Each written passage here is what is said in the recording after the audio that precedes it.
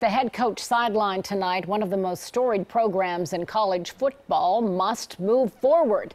This comes as the university digs into what Urban Meyer knew about domestic violence allegations involving one of his top assistants 3 years ago. We have team coverage on the scandal that's rocked Buckeye Nation. We're hearing from local fans and the potential fallout to the program's future recruiting classes. But we're going to begin with sports director Jared Smalley learning new developments on why cameras will not be allowed tomorrow at practice. Jared. That is correct. Colleen and Mike, football will be played at Ohio State this season, and that season begins tomorrow with the opening practice. It's set for 3:30 at the Woody Hayes Center, and today the school announced that practice has been closed to reporters.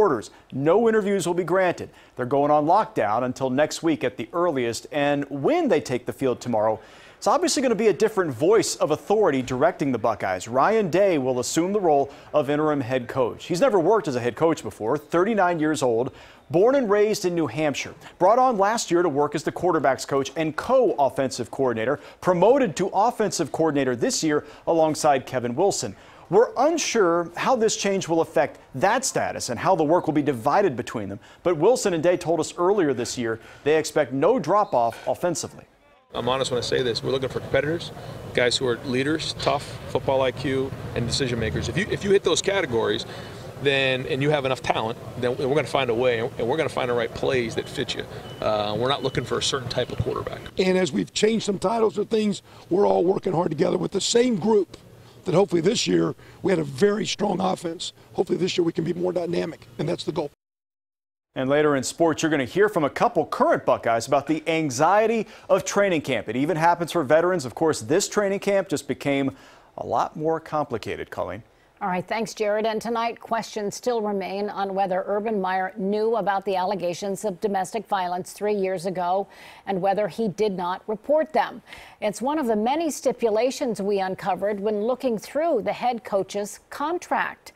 Ted Hart continues our live coverage now from the Woody Hayes Athletic Center tonight. Ted? Well, and Colleen, the university is not saying anything new about the investigation today, but as the football players arrive here at the Woody Hayes Center for tomorrow's first day of camp for the new season, Urban Meyer's future at OSU very much hangs in the balance. Treat women with respect. It's one of Urban Meyer's core values, painted on the wall at the football practice center. And Meyer has enforced that several times. He dismissed linebacker Storm Klein from the 2012 team when Klein was arrested on a charge of domestic violence. Running back Carlos Hyde was suspended the next year for 3 games after an incident with a woman inside a bar. And Briante Dunn was kicked off the team in 2016 after an incident of domestic violence. The investigation now underway looks to find out whether Meyer was willing to skirt the commitment to that core value in the case of former assistant coach Zach Smith, the grandson of Meyer's mentor and longtime friend Earl Bruce. At issue is what Meyer knew about the 2015 allegations of domestic violence by Smith. Under the terms of his employment contract, Meyer has a duty to not only follow university rules, but also to report any violations of those rules by his assistant coaches.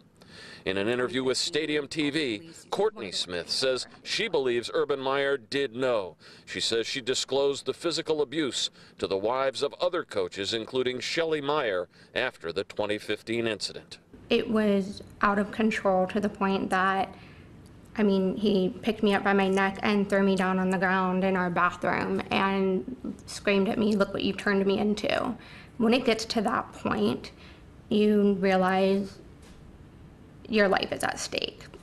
And a domestic court hearing on Courtney Smith's protection order that had been scheduled for tomorrow in Delaware County has now been rescheduled, postponed until September.